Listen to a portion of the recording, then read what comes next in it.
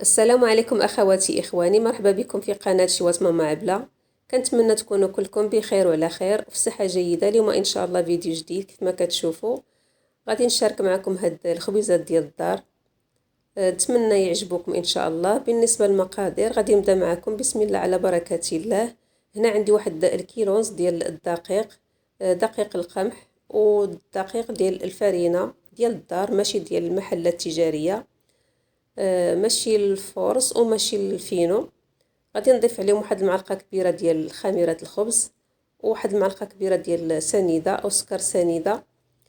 بالنسبه للملح دائما حسب الذوق، وغادي نضيف عليهم تقريبا واحد 3 المعالق كبار او 4 ديال زيت الزيتون، وغادي نجمعهم بالماء. الماء بطبيعه الحال خاصو يكون دافي، ما يكونش بارد وما يكونش سخون بزاف، خصوصا الجو تبدل ضروري ندفيو الماء واحد شويه. صافي غادي نخوي الماء بالتدريج على هاد الطريقه كيف ما كتشوفوا،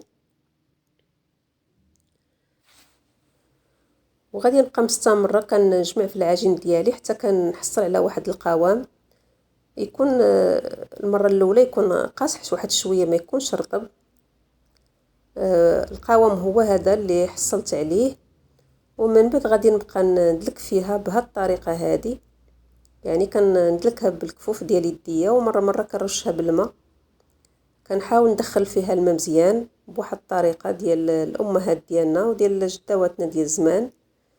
نتوما الا بغيتو ديروا العجانه ممكن، انا كنفضل نعجن الخبز ديال الدار بهاد الطريقه في القصريه. صافي كنحصل على واحد القوام خفيف، يعني خفيف بزاف ماشي ثقيل، ومن بعد كنغطيها بواحد الطبسيل او بواحد الاناء وكنخليها تختمر حتى كيتضاعف الحجم ديالها، تقريبا واحد نص ساعه وهي كتختمر. العجينه ديالي كيف ما كتشوفوا اختمرت وضاعف الحجم ديالها.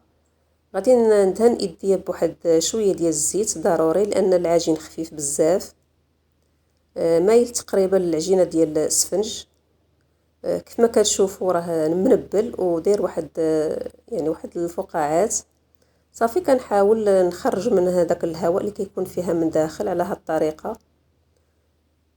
صافي كنجمعها مزيان وكنعاود نخليها في نفس الاناء اللي اختمرت فيه، وكنغطيها بنفس الاناء او بنفس الطبسيل، وكنخليها تختمر تقريبا واحد 30 دقيقه مره اخرى اي نص ساعه حتى كيتضاعف الحجم ديالها من جديد. وكنعاود مره اخرى كندهن ايديا بالزيت على هاد الطريقه وكنحاول نخرج منها الهواء اللي كيكون فيها من داخل دائما. صافي كنعاود نجمعها مزيان بهاد الطريقه،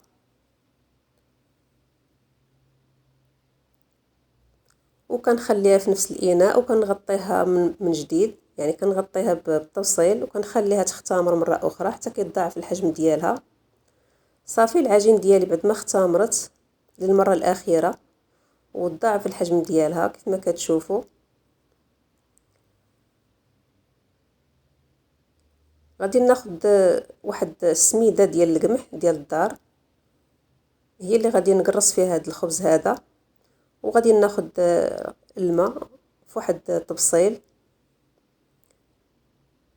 صافي غادي نبدا نكور في العجين ديالي على هذا الشكل كيف ما كتشوفوا. ضروري غادي ندهن ايديا بالزيت وغادي نبدا نقرص في العجين ديالي على هذه الطريقه. غادي نحاول نشكل واحد الكره تكون الحجم ديالها يكون صغير. كيف ما كتشوفوا العجين داير تقريبا بحال ديال السفنج. صافي غادي نحطها في الماء ومن بعد غادي نديرها في السميد ديال القمح. غادي نفندها في هاد السميده كيف ما كتشوفوا ديال القمح ديال الدار.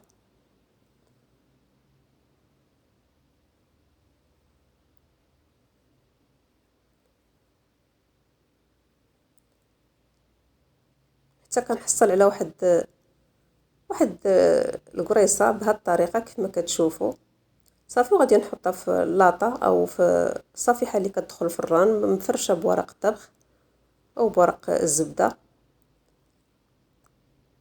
وغادي نعاود نشكل كره اخرى.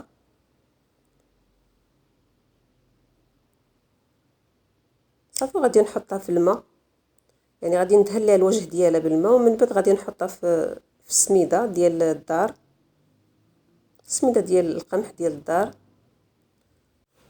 وانتم تقدروا تفندوا الخبيزات ديالكم باش ما بغيتو، تقدروا تفندوهم في الشعير او في البلبوله ديال الشعير تكون رقيقه، او دقيق الفينو، لكم الاختيار. صافي غادي نبقى مستمره حتى نشكل الخبيزات ديالي كاملين بنفس الطريقه، وضروري كندهن يديا بشويه ديال الزيت لان العجين كيلتصق. تقريبا العجينه راه خفيفه بزاف ودايره بحال ديال السفنج. والخبيزات ديالنا ضروري يكونوا بنفس الحجم، يعني بنفس القياس.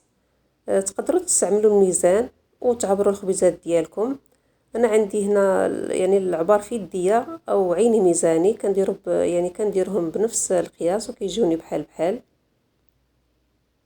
صافي غادي نبقى مستمره حتى نشكل الخبيزات ديالي كاملين، وكنحطهم في اللاطه كتكون فرشه بورق الطبخ او ورق الزبده.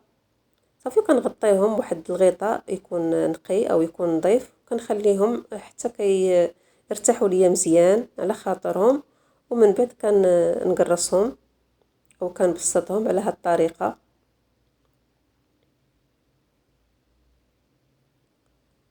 صافي كنبسطهم واحد شويه، ما كنخليهمش رقاق وما كنخليهمش غلاظ.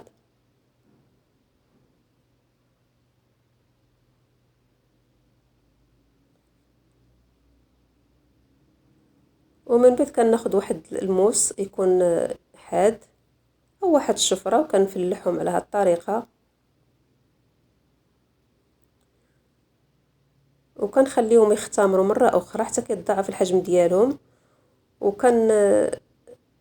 نشعل الفران يكون سخون على اعلى درجه، من بعد ما كيخمروا كندخلهم الفران. ضروري يكون الفران سخون بزاف، ما يكونش بارد، باش الخبز ديالنا يجي محمر ويجي طيب مزيان ويجي واحد اللون ديالو موحد، يعني ما يكونش طيب من واحد الجهه وخضر من واحد الجهه.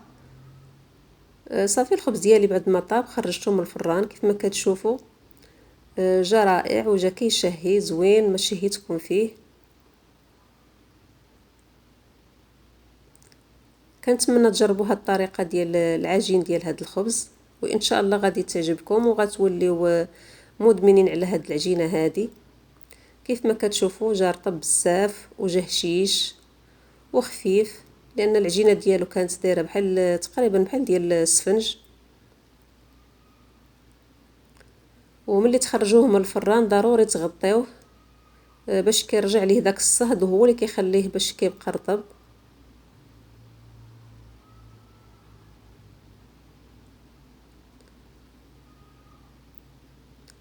ضروري غادي نقسم معاكم شي وحيده باش غادي تشوفوها كيفاش جات من داخل.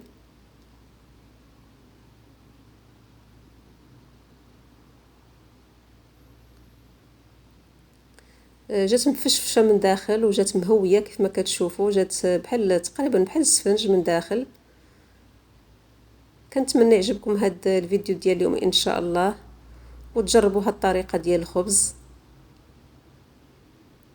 وإلا عجبكم الفيديو ديال اليوم ما تنساوش ديروا لنا لايك والتعليق واشتراك وتفعلوا الجرس بطبيعة الحال فضلا وليس أمرا باش يوصلكم كل جديد.